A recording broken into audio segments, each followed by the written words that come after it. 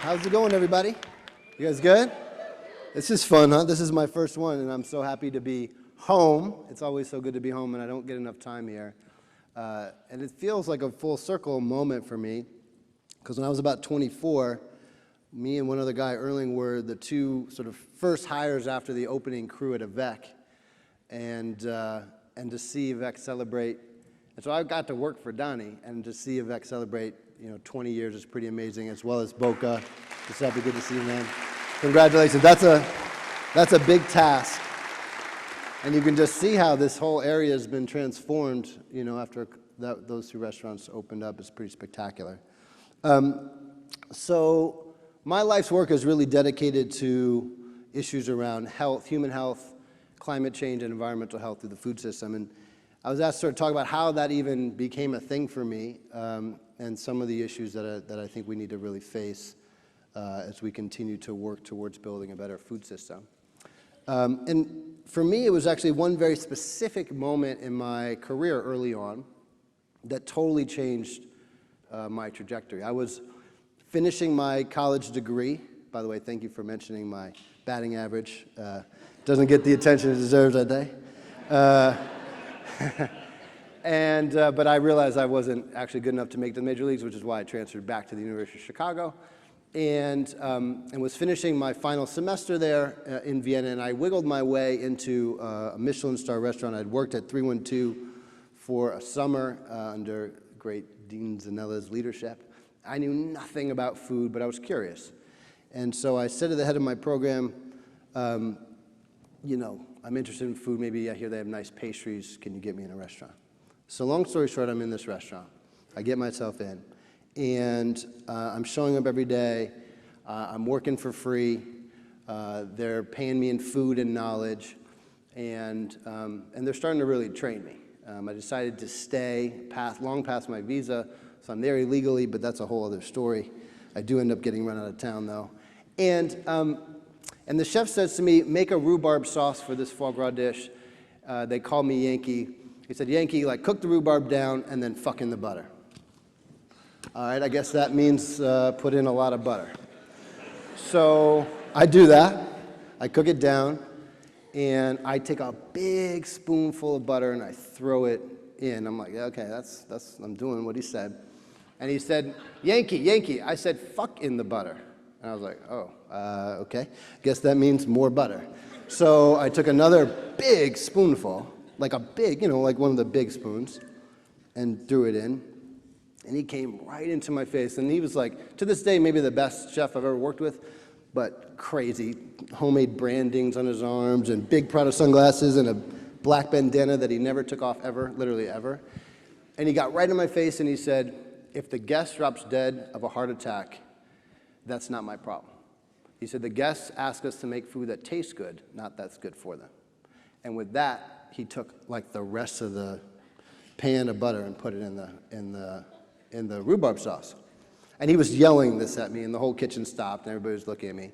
So I sheepishly walked back to my station, just swirling, because he was right. The sick part was that he was right. People weren't asking us to make food that had any consciousness around the implications of what we were serving. But that was also so wrong. Something about that felt so deeply wrong to me. And so I'm standing there just embarrassed and reeling, and I look to my right, and I can see out into the kitchen, out from the kitchen into the dining room, and I realize, God, everybody looks sick. They look terrible. They look really unhealthy. And so I start to ask myself the question, okay, well, what is the implications of what I'm putting on the plate on the people who are eating it? And just as I'm starting to think about that question, the purveyors of all the poultry, all the chicken and eggs and ducks came in and dropped a big stack to my left. And it was I was just in this moment where it's okay, I'm sitting between where food comes from, and so what are the implications on the land and the environment and the people who are growing that food on the one hand, and then what are the implications of the people who are eating it on the other?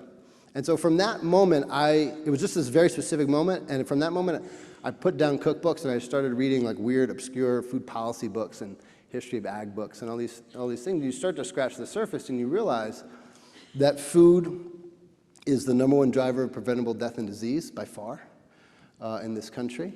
1 in 3 kids are on track to have diabetes in their lifetime. I could go on and on and on with really disturbing health statistics as well as food insecurity statistics, and even in the most wealthy country on earth. It's also the #2 driver of climate change on a global basis. It's the #1 driver of user of water, so 70% of the world's water. Maybe actually 80% goes into growing and producing our food.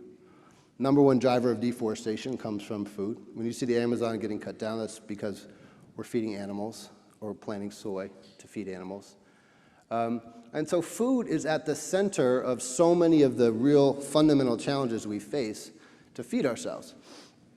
Now, what we're not realizing is, so fast forward, and I'm going to fast forward a bunch, those questions took me to the White House to work on these issues and has shaped everything I do today, which is investing in startups, mission-driven startups who are trying to solve these issues. But when you realize, like, not only are we a real driver of a lot of the problems, but we're also, food is on the front lines. So I do these dinners called The Last Supper. And it is meals that are put together with ingredients that experts predict our kids and grandkids are not going to have because of climate. So raise your hand if you had a cup of coffee this morning. Raise your hand if you had 2 cups of coffee this morning. Or 3. I need a 4th. What is life without coffee? So because of climate change right now, 75 out of the 124 wild varieties of coffee are on the brink of extinction. And coffee needs really temperate climates. And we're seeing growers starting to have to plant, like in Hawaii, coffee further up the sides of mountains because it's too hot down below where it's traditionally been grown. The problem is there's only so far you can go, and they're running out of room.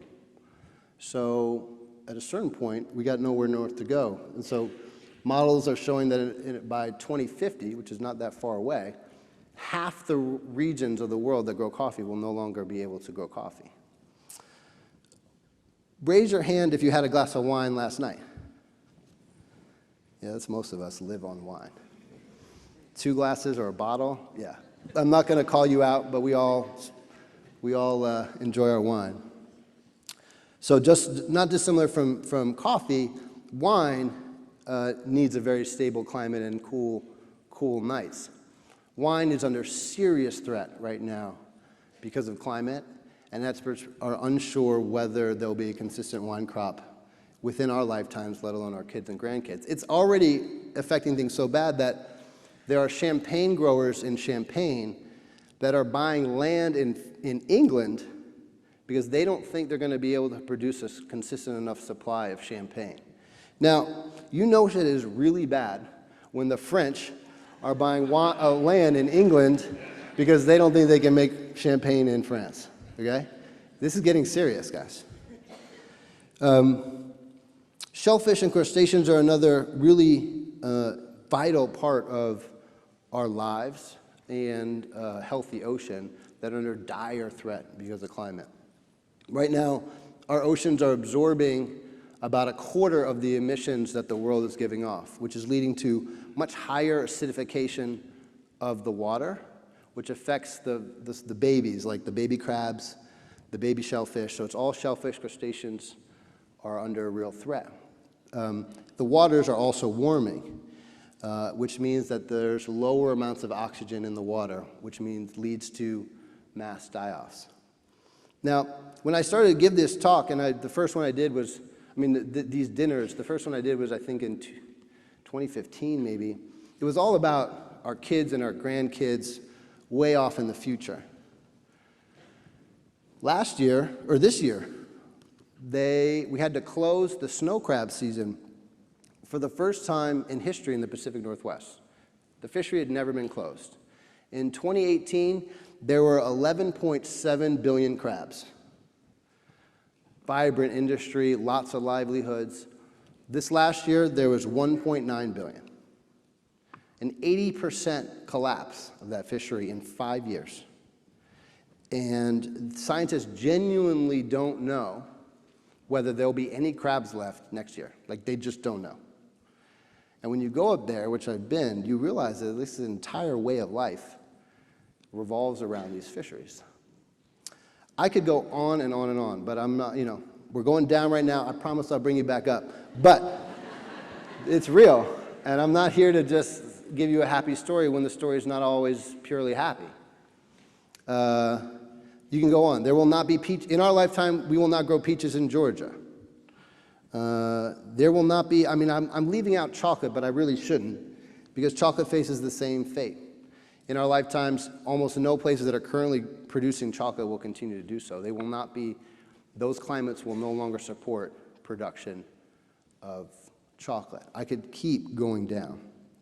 And when you go to these places, what you realize is, like, not only is the implications, the economic implications so dire for these communities, but for us, these foods are who we really are. They're our very identity. They are how we express ourselves. They are how we enjoy our lives. They are how we shape our own cultures. And when we think about these issues, climate is threatening. All of that is at stake. All of it. So the exciting part to me is that, so here's the other interesting part, and this is where I spend most of my life, is that yes, it's one of the, what we eat is one of the biggest drivers of the most sort of fundamental challenges we face. It's on the front lines of the impacts of climate, our food system. But it's also, in my opinion, literally the only system on Earth that can actually stave off the worst of what we're facing. Unlike all the other things you hear about, energy or transportation, the very least we can do, the very most we can do there is just make sure it's less bad. But food and ag can actually sequester carbon at a scale that can really transform and solve most of the challenges that we're facing. There's 3 times the amount of carbon in our soils than there is in the atmosphere. And we've lost, because of agriculture, between 50 and 70% of that over time. So there's tremendous potential to capture, through our farming practices, what we've lost. And we're looking at technologies that are doing that. I'm on a partner with a company that has little fungi microbes that are sequestering between 3 to 5 tons per acre per year of carbon and storing it permanently. There are some really powerful tools that are coming that I think will give us a chance to solve this. But there's something that's really missing, and it really pertains to this room. What's really missing is our culture. Our culture putting these issues front and center in how we're running our lives and our businesses. Because right now, when you talk to a lot of the big companies who are trying to do something, they're like, yeah, I hear you, but people just don't care about this. And that was definitely true 20 years ago when my chef said, yeah, our guests aren't telling us that they care about health. That has started to really change. That has not changed on climate yet. People still aren't making decisions based on these issues, and that is putting us at an existential crisis, an existential moment. Because what I've heard today has been beautiful, and it's just so, fills me up so deeply to be here. And we are hearing, and we know the power of hospitality. We know the power of our industry to make people feel good, to lift them up, to bring people together, to forge stronger bonds. But we also have a bigger power. Collectively in a room between the front and the back of the house, we shape who we are as a very people by the food that we put on our plates and the stories that we tell about them. And we have an opportunity to fundamentally transform and shape the future of these issues for our kids and our grandkids. It is no place in the whole ecosystem that looks, nowhere else has the ability to make these issues real. First of all, we've been talking about, whatever I say when I talk to people, I'm home now. I'm from Chicago, guys. When you talk about 2 degrees warming, I'm like, yeah, that sounds good to me, like being from Chicago. But we can make these issues real for people. We can speak in a language that people can relate to emotionally and can really understand. And so my call to you is to start to embed, we have 2 choices. We can continue to basically drink our kids' coffee, drink their wine, eat our grandkids' crab, and just pour ourselves another and enjoy everything as if it's okay. Or we can decide to really engage on these issues, to learn about them, to make changes and embed these core values in everything we do, in big ways, in small ways, to try to tell the story, to try to make sure our guests are aware of what we're doing, why we're doing it, in a way that still feels good, but that can help us really shift our cultural values around this. Because if we don't, I fear that we're going to be too late, and we are definitely out of time.